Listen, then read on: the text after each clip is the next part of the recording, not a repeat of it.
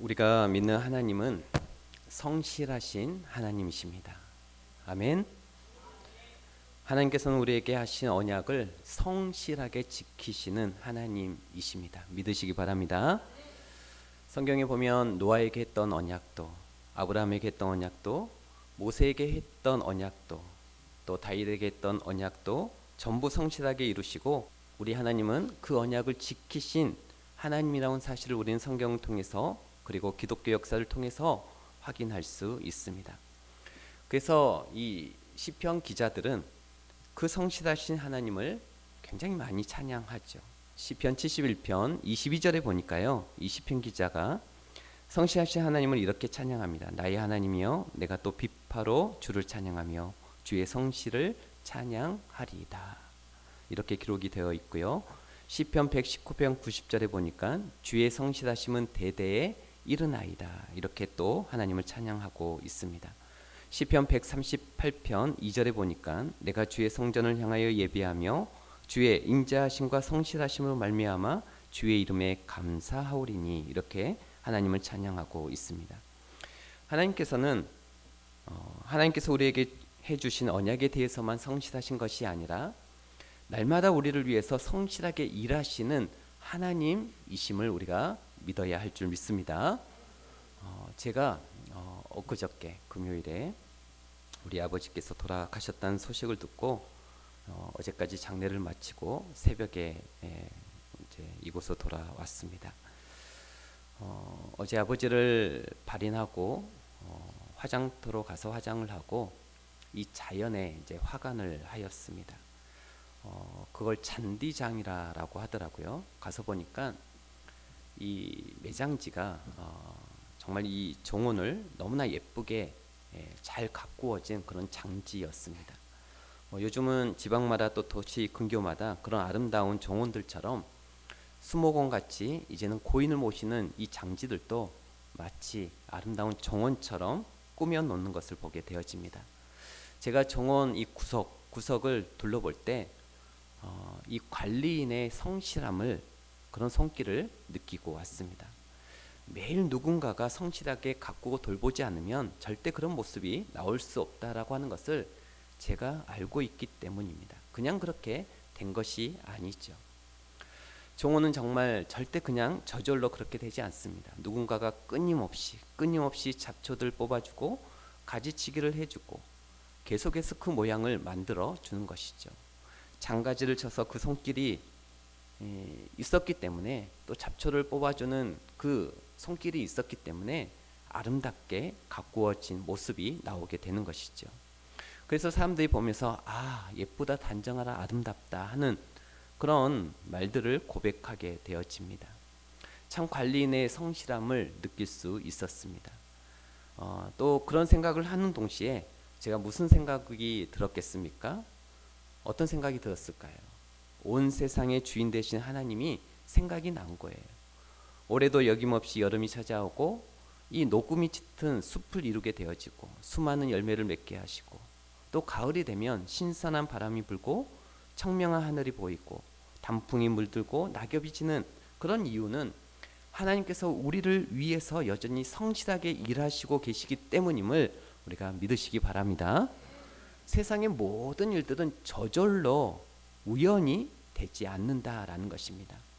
아침이 되면 해가 떠오르고 밤이 되면 해가 지는 이유는 하나님께서 우리를 위해서 성실하게 일하시고 계시기 때문임을 믿으시기 바랍니다. 누군가가 운행하세요. 누군가가 주관하시는 것이죠.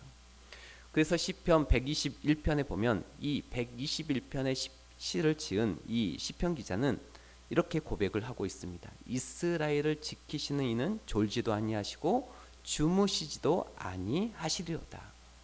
이런 고백을 하게 되어집니다. 그러니까 하나님께서는 우리를 지키실 때에도 성실하게 졸지도 아니하시고 주무시지도 아니하시고 그렇게 성실하게 우리를 지키신다라는 것입니다. 그러면 우리를 지키실 때만 성실하게 지키시느냐? 또 그렇지는 않습니다.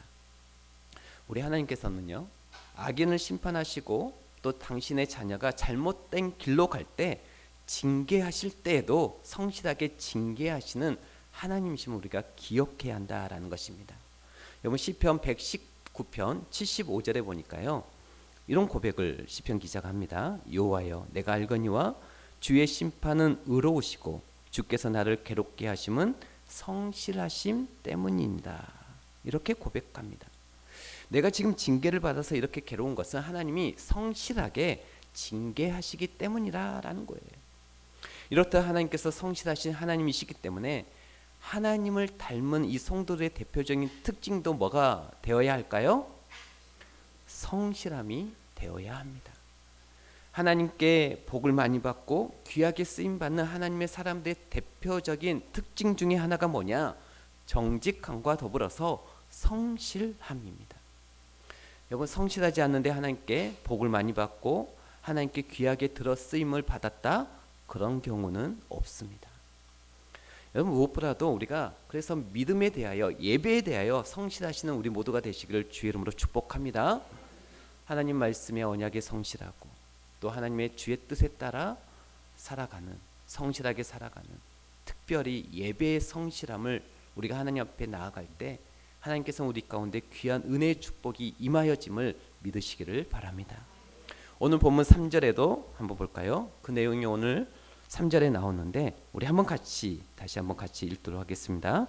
정직한 자의 성실은 자기를 인도하거니와 사악한 자의 패역은 자기를 망하게 하느니라. 아멘. 자, 여기 보니까 정직한 자의 성실은 그 다음 뭐라고 나와 있어요? 자기를 인도하거니와. 이게 무슨 말일까요? 하나님의 사람들이 정직하고 성실하게 살 때 하나님께서 그들의 길을 보여주신다라는 거예요. 우리가 하나님의 뜻에 따라 정직하게 살아갈 때 하나님께서 우리의 길을 보여주신다라는 거예요. 인도해 주신다라는 거예요.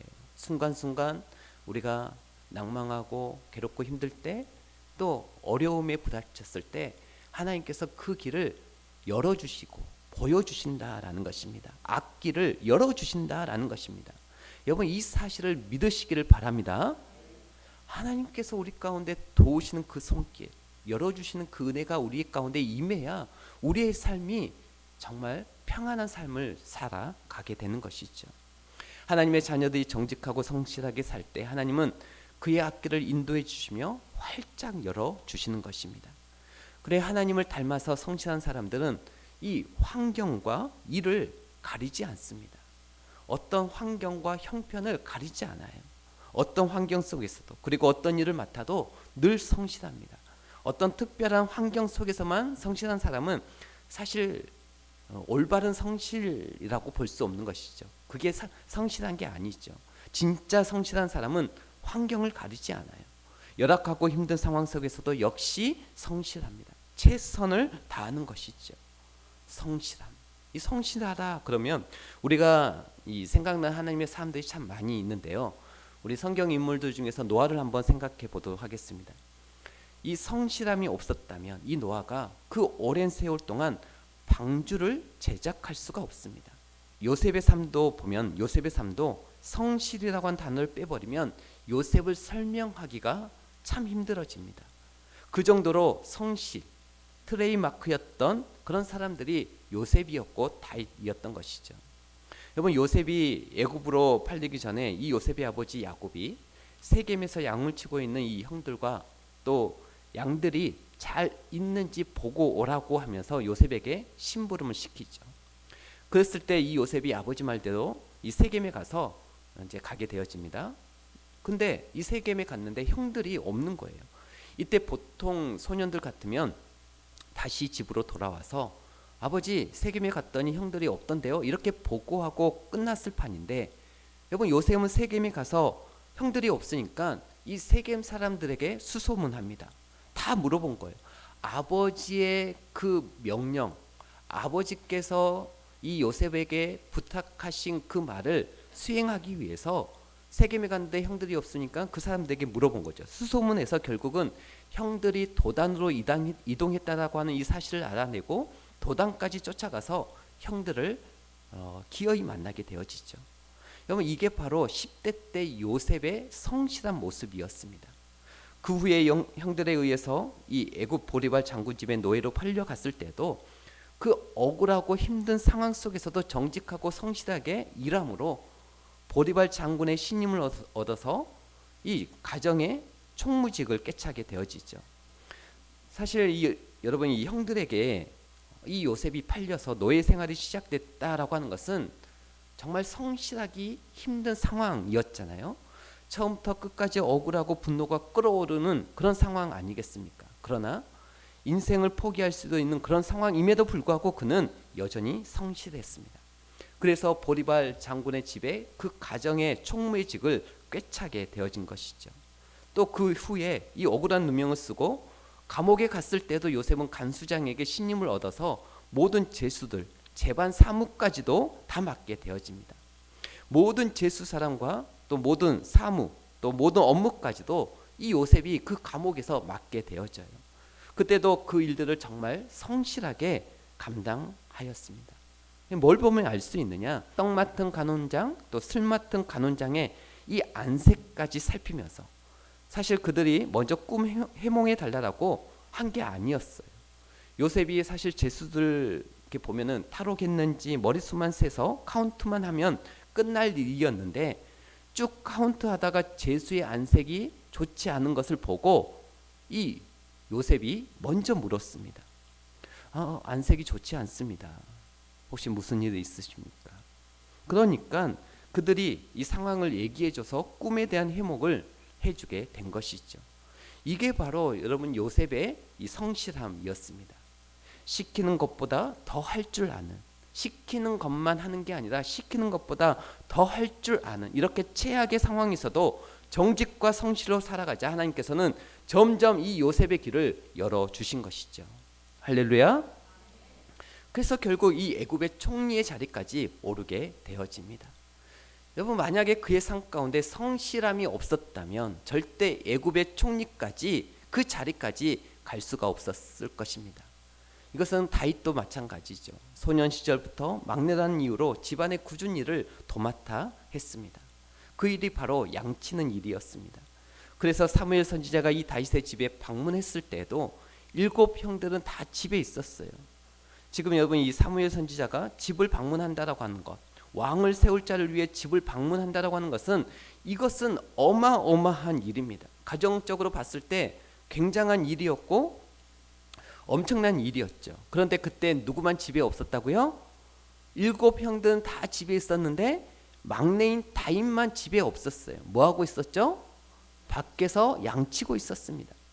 그렇게 중요한 순간에도 밖에서 양을 치고 있었는데 그 양을 치는 그 일도 다윗이 대충 하지 않았다라는 거예요. 성실하게 최선을 다했는데 그 증거를 어디서 찾아볼 수 있느냐면 다윗이 골리앗과 싸우기 전에 사울 왕에게 했던 그 고백 속에서 그 증거를 찾을 수 있습니다. 이 다윗이 사울 왕에게 이런 고백을 하죠. 내가 자신이 예전에 양을 칠 때 사자나 곰이 와서 그 양 새끼를 물어가면 자기가 따라가서 맹수들을 쳐 죽이고 그 양 새끼들을 건져냈다라고 사울 왕에게 고백하게 되어지죠. 한마디로 자기에게 맡긴 양들을 한마디로 잃지 않기 위해서 목숨 걸고 성실하게 용맹하게 양들을 지켰다라는 것입니다.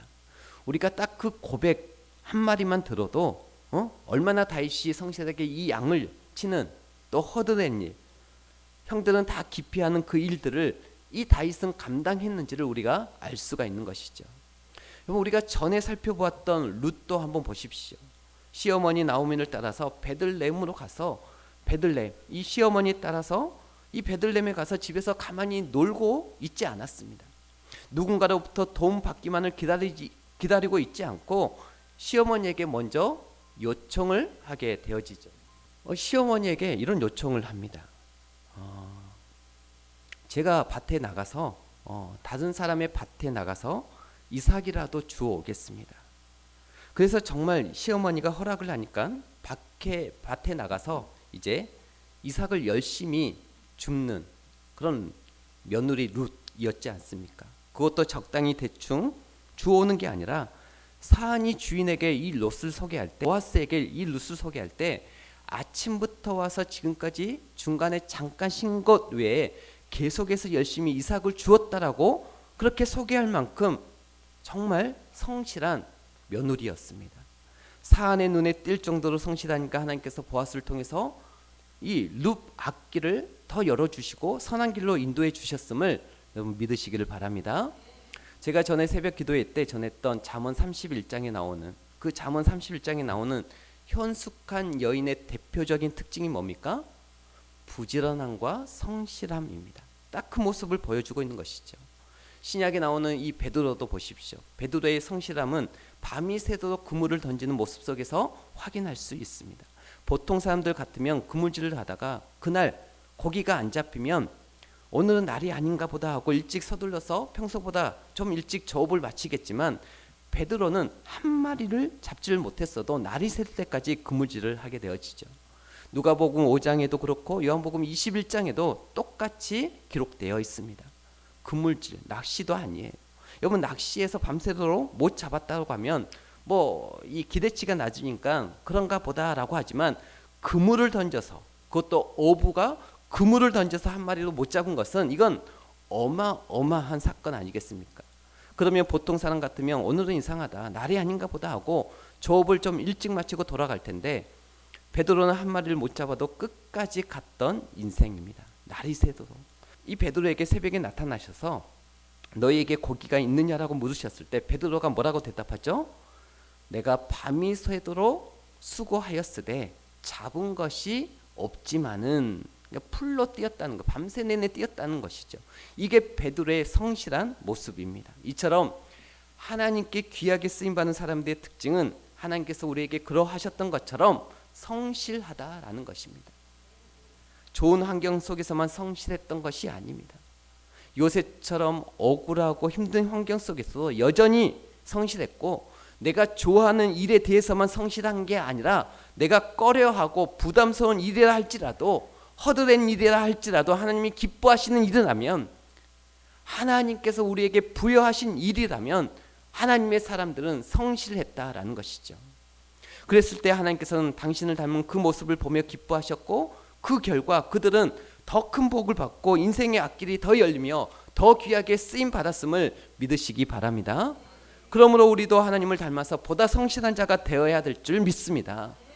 하나님은 성실한 분이시니까 우리도 그 형상, 그 성품을 닮은 사람으로 또 하나님의 자녀로서, 하나님의 백성으로서 성실해야 될 줄 믿습니다. 우리가 찬양을 보면 우리가 하나님 닮기를 원한다라고 하는 찬양을 많이 하잖아요. 주를 닮기를 원합니다. 그렇게 찬양할 때는 우리가 찬양으로 고백했으면 그렇게 되어지도록 우리가 그렇게 힘써야 되지 않겠습니까? 우리가 성실한 자가 되어지도록 그런 성실한 모습이 되어야죠. 요셉처럼 감옥 같은 상황 환경 속에서도 룻처럼 애국인 노동자 같은 환경 속에서도 또 소년 다윗처럼 귀한 손님이 오는 가족 모임에 끼지도 못하는 그 억울한 처지 속에서도 우리는 성실해야 될 줄 믿습니다.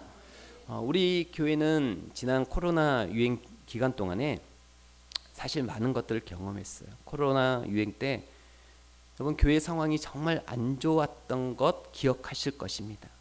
코로나 유행 때 거의 또 모든 교회들이 특별히 교회를 향한 이 사람들의 그 싸늘한 시선 속에 많은 교회들이 예배를 쉬었습니다. 그리고 교회를 향한 정부의 규제도 특별히 심했었죠. 여러분 다 아시잖아요. 그러나 저희 교회는 쉬지 않았습니다. 제가 코로나에 걸려서 한 번 쉰 거 말고는 쉬지 않았습니다. 그 3년 정도의 기간 동안, 그 코로나가 유행했던 그 3년 정도의 기간 동안 우리 교회가 비교적 성실했다라고 생각합니다. 코로나 상황을 핑계대면서 게을리하지 않았습니다. 코로나 기간 동안 정말 교회 공사도 굉장히 많이 했습니다. 해마다 3년 기간 동안 이곳저곳 고치고 또 새로 세우고 많은 일들을 했습니다.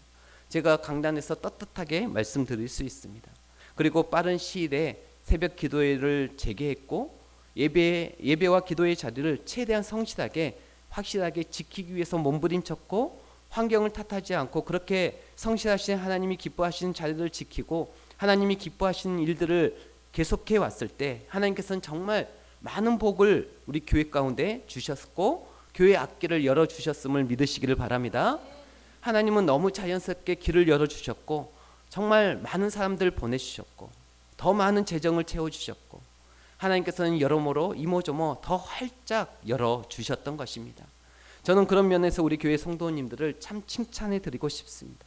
왜냐하면 저 혼자서 뜻을 세고 외친다라고 해서 되는 일이 아니기 때문입니다.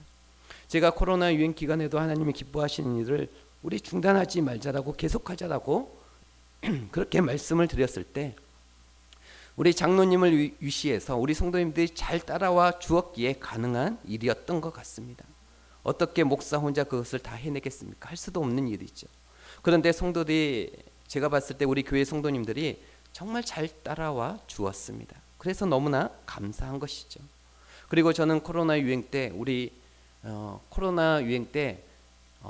여러분에게 권면했던 말씀이 우리 회개합시다였습니다. 그러면서 우리가 하나님 앞에 코로나 유행 기간에 하나님의 징계 앞에서 회개합시다 하면서 하나님 앞에 회개했잖아요. 회개할 때 제가 하나님 앞에 고백했던 중에 하나가 이것이었습니다. 하나님, 이 코로나가 종식시키게 되어지면, 이 코로나가 끝나게 되어지면 다시금 예배나 기도에 그리고 전도나 선교를 할 수 있는 환경을 열어주시면 이전보다 더 열심히 하겠습니다. 제가 이 고백을 마음속으로 품고 기도했거든요.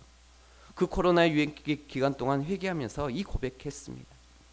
저는 부족하지만 여러분과 함께 이 약속을 성실하게 지키려고 생각하고 있고 노력하려고 합니다. 여러분들이 잘 따라와 주시고 협조해 주시면 감사하겠습니다. 제가 하나님께 그렇게 고백하고 약속했기 때문에 하나님이 우리에게 해주신 언약에 대해서 우리가 하나님께서 우리 가운데 성실하게 행하셨다면 우리도 하나님께 했던 그 고백, 내가 하나님께 했던 약속에 대해서는 성실하게 지켜야 합니다. 그게 성실한 자의 모습이지 않겠습니까? 아마 코로나 유행 때 저와 같은 고백, 이런 약속을 하나님께 했던 성도들이 꽤 있을 것입니다. 그래서 코로나가 끝나고 또 많은 분들이 오셨을 때, 또 우리 교회 재정이 조금 더 늘어났을 때 우리 곳곳에 여러분들이 우리 선교에 더 힘을 씁시다, 더 많은 선교사님들을 도와주십시다 라고 하는 말씀들을 제가 들었고, 또 그렇게 해서 한 사람 한 사람 더 늘려가고 있는 그런 상황에 있습니다. 하나님이 우리를 향한 언약을 단 하나도 빠뜨리지 않고 성실하게 다 지키신 것처럼 우리도 하나님께 했던 고백들과 약속을 지키는 우리 모두가 되시길 주 이름으로 축복합니다. 그런 우리의 성실한 모습을 보며 하나님께서는 더 큰 복을 주시고 우리의 앞길을 더 활짝 열어주심을 믿으시기를 바랍니다. 잠언 28장 10절에 보니까 정직한 자를 악한 길로 유인하는 자는 스스로 자기 함정에 빠져도 성실한 자는 복을 받느니라, 이렇게 기록이 되어 있습니다. 여러분, 성실한 자는 복을 받는다라고 되어 있습니다. 또한 잠언 28장 18절 보니까 성실하게 행하는 자는 구원을 받을 것이나 굽은 길로 행하는 자는 곧 넘어지리라, 이렇게 기록이 되어 있습니다. 우리는 하나님의 자녀들이기 때문에 당연히 하나님을 닮은 자녀들이 되어야 되는데, 우리가 닮아야 할 정말 중요한 모습 중에 하나가 바로 성실함입니다.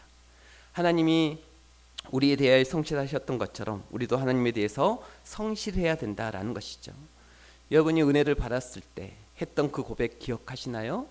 여러분들이 혹여나 예전에 과거에 믿음 생활하실 때, 수련회 때, 아니면 여러분들이 은혜를 많이 받았을 때 하나님께 분명히 했던 그 고백들과 약속들이 있을 것입니다. 그거 여러분 지금 성실히 이행하고 계시나요? 그거 여러분 성실하게 지켜야 하는 거거든요. 그게 성실한 것입니다. 그리고 하나님이 나에게 허락하신 은혜의 자리도 성실하게 지킬 수 있어야 되고, 하나님이 나에게 맡기신 일과 사명의 자리도 성실하게 지켜야, 그래서 하나님께서 나를 보내실 때, 또 하나님께서 보실 때, 나를 보실 때, 야 누구야? 야 나 목사야. 너는 나한테 약속을 하면 내가 보니까 약속을 너는 참 잘 지키는구나. 나 목사는 어떤 상황에서도 그 약속을, 그 자리를 성실하게 지킬 줄 아는 종이구나.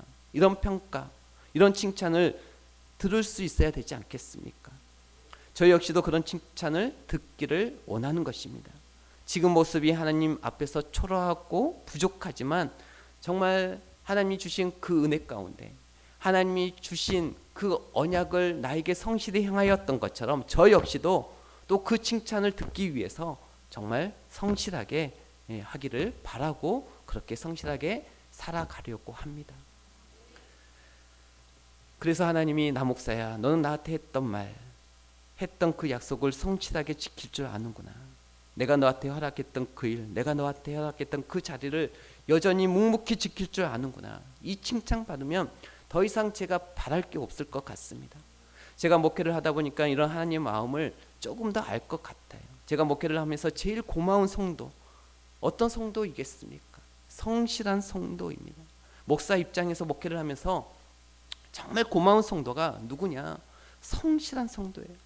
하나님이 기뻐하시는 그 자리를, 하나님이 있으라고 명령하신 그 자리를 항상 변함없는 모습으로 성실하게 지켜주고 있는 그 성도.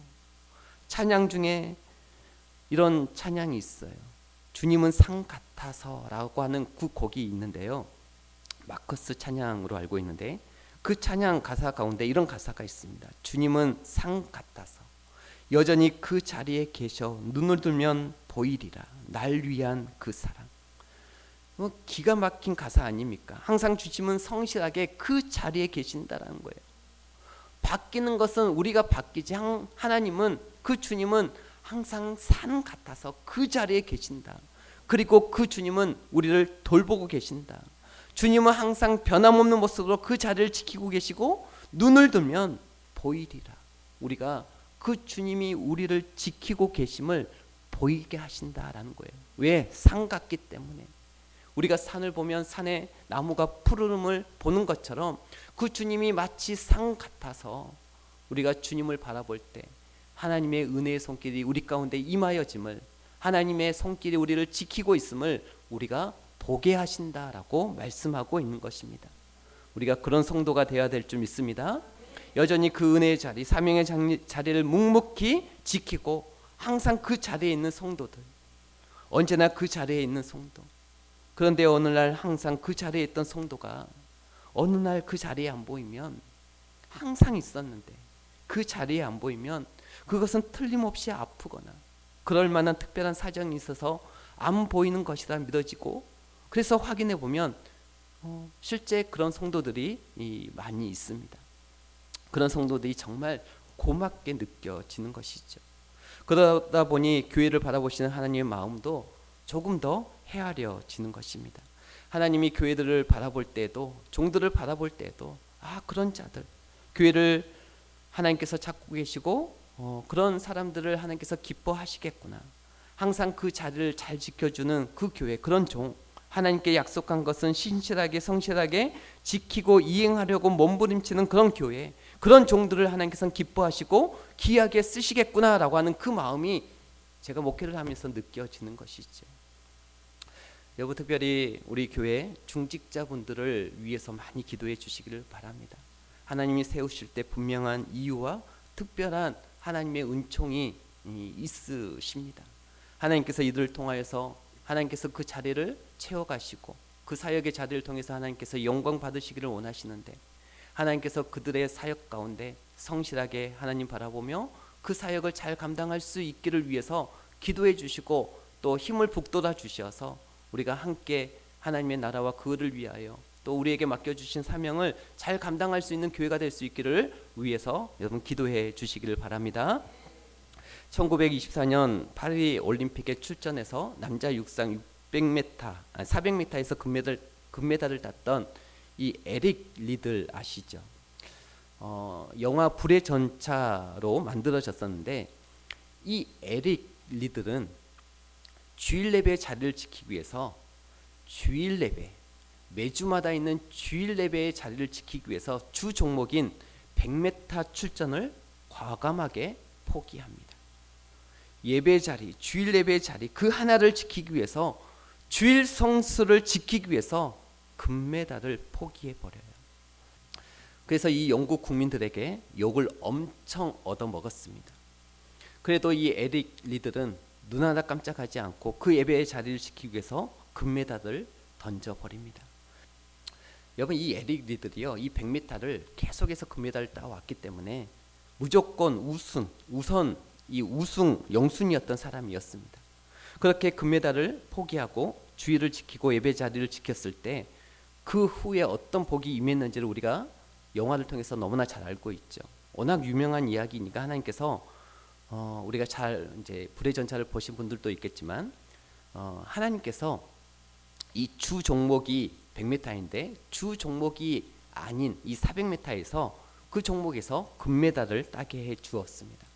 그래서 이 에릭 리들이 모든 이들의 예상을 깨고 주 종목이 아닌 100m에서 금메달을 포기하고 이 400m에서 이제 그 종목에서 나가서 금메달을 땄을 때 인터뷰할 때 이런 유명한 고백을 하게 되어집니다.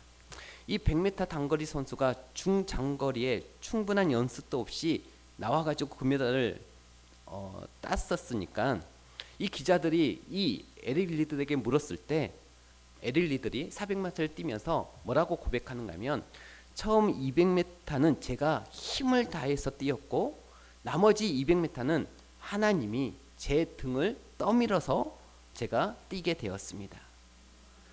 이 인터뷰 간증 때문에 그게 책으로도 쓰여졌고 영화로까지 만들어진 것이죠. 여러분, 바라기는 우리를 향해서 성실하신 그 하나님의 성실함을 본받아서 우리가 노아처럼, 요셉처럼, 다윗처럼, 또 룻처럼, 베드로처럼, 에릭 리들처럼 성실한 자가 되어서 여러분, 우리가 특별히 이 성실함의 가장, 믿음의 성실함의 가장 기초, 그 첫 걸음은 예배입니다.